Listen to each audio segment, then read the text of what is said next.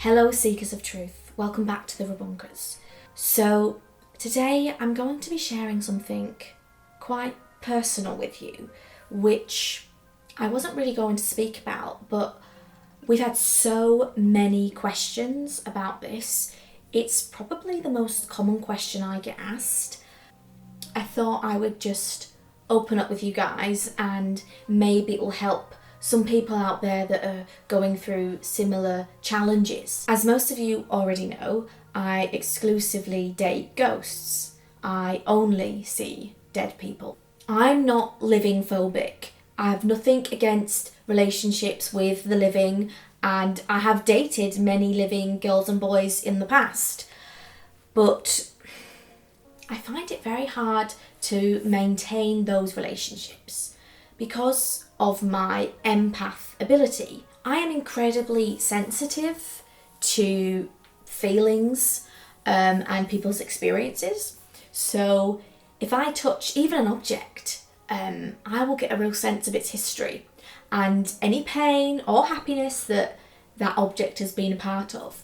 So you can imagine with people, it's such a strong sense. For instance, if I touch somebody who is in a bad mood, I will most often absorb that bad mood and it becomes a part of me.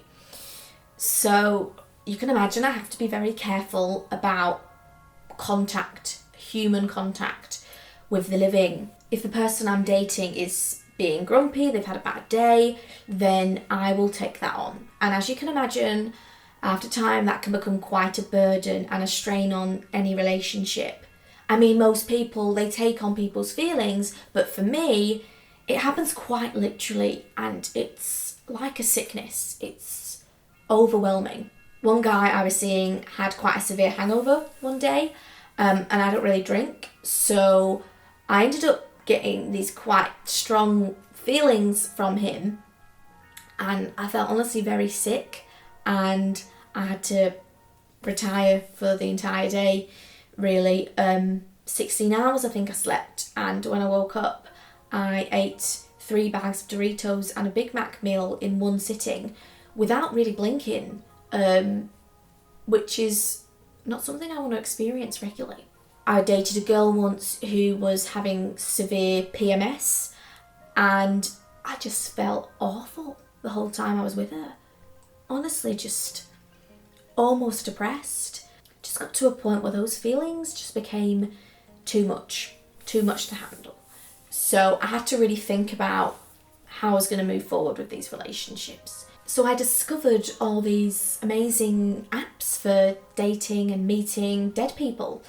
IDDP, I Date Dead People, Ethereal Swipe, and of course Digger, although I've had to come off Digger because all I got was rigor mortis pics.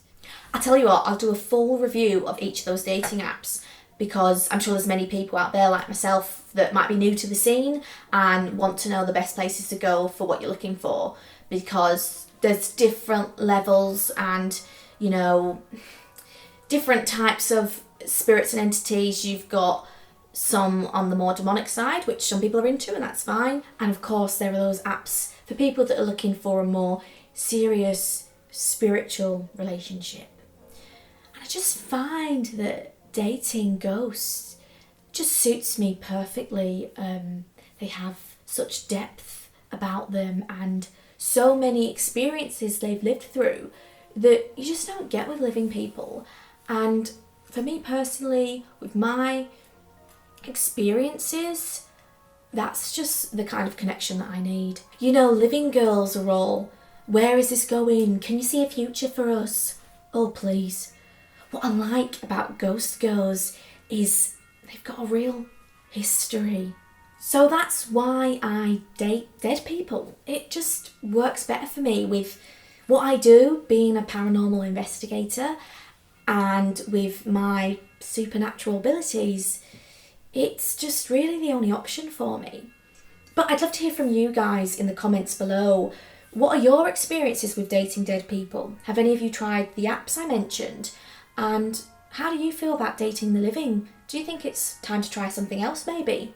I'd really love to know what your experiences are, and if there's any more questions you have around the topic, I'd be happy to do another video on that. And don't forget to like and subscribe as well to keep up with all the latest from the ReBunkers team. And remember to keep seeking the truth, because it is out there, and we will continue to rebunk the debunked. Stay tuned.